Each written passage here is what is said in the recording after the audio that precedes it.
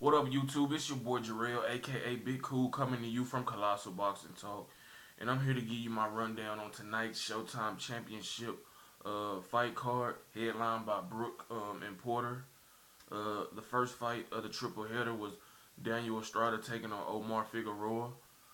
This was a very good fight, probably the best fight um, on the televised undercard or on the televised card in general. So it's not probably, it definitely was the best fight. It was back and forth action. Estrada had some success early. He used his jab. He was countering. He was throwing shots to the body.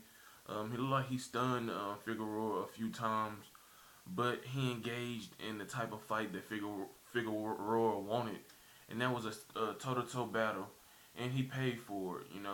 In the ninth round, he threw a lazy jab, and Figueroa countered with a beautiful right hand that dropped him hard.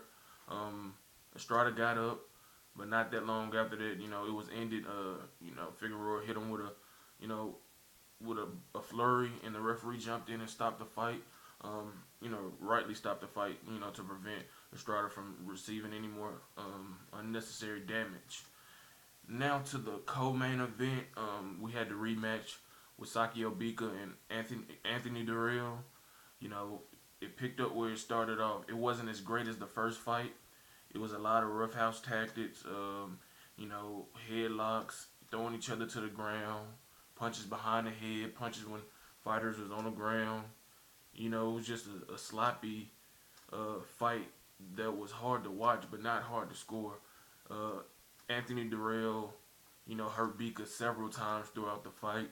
He outboxed him. He did what I said he should do in this go around. He kept the fight in the middle of the ring. Bika did have his moments where he got him on the ropes. He landed some beautiful left hooks, some right hands that I think he temporarily hurt Dirrell in one of the mid to later rounds, but not too much where it put him at any risk of, being knocked out or being knocked down. Dirrell proved that, he's a very good fighter and that he will be a good champion.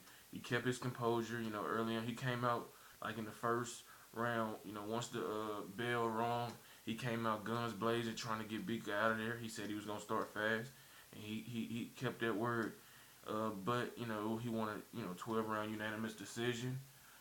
Congratulations to him. He's been through so much, in his life. He's battled cancer. He had to come back from a horrible motorcycle accident where he broke his leg and wrist. So, congratulations to him. And who would have thought he would have been the first Dirrell to win a championship?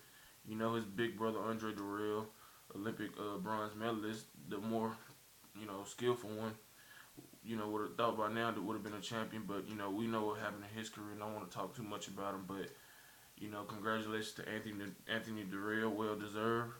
And then he moves on to bigger and better things down the line. And now to the main event. The main event was Shawn Porter versus Kell Brook. This was a highly anticipated fight. Everybody was looking forward to this fight.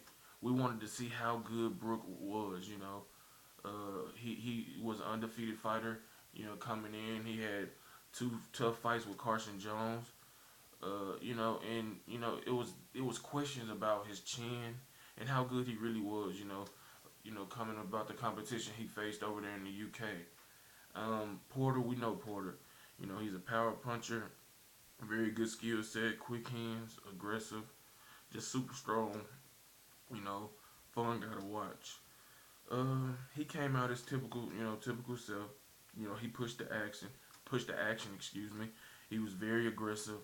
He was into Kell Brook's chest, trying to frustrate him. He worked the body well, but Kell Brook showed great poise and patience. He was very accurate. He hurt Porter several times through this fight. Porter did not hurt him once.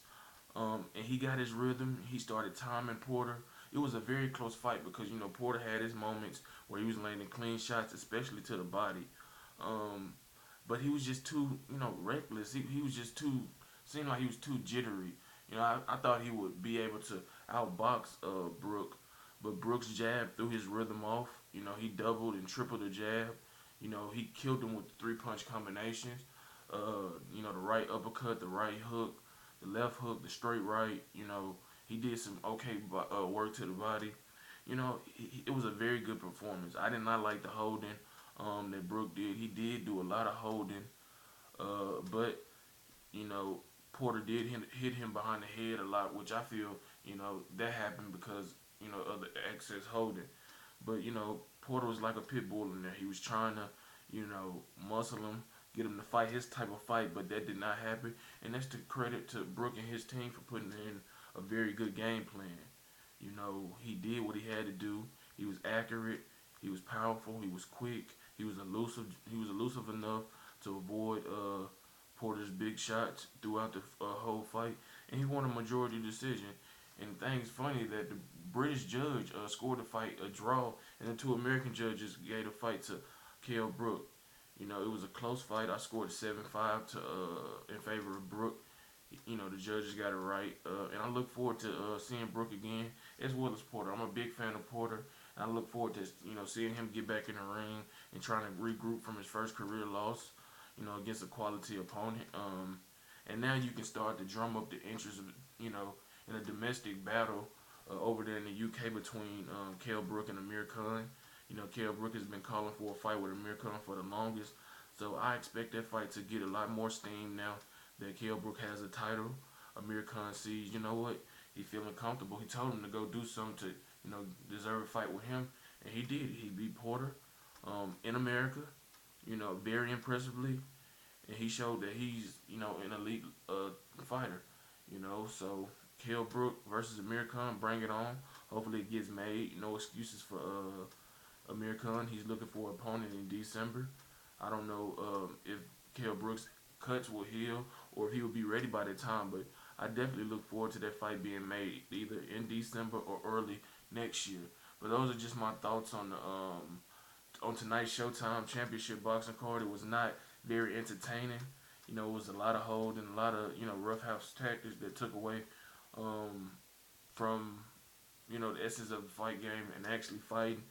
But what I'm saying, Kell Brook deserves an A plus for his performance.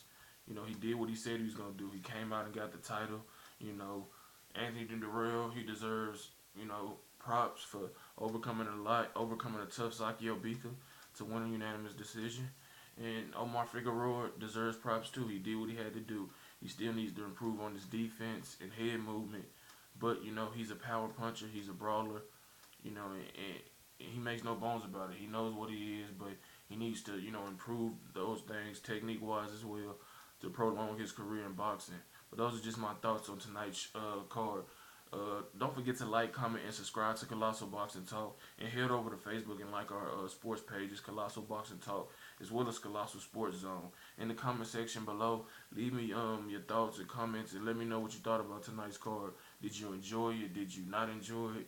Who did you have winning the main event? And what did you think about the co-feature as well as Omar Figueroa? And who would you like to see, each of these guys face next? Until next time, I'm out. Peace.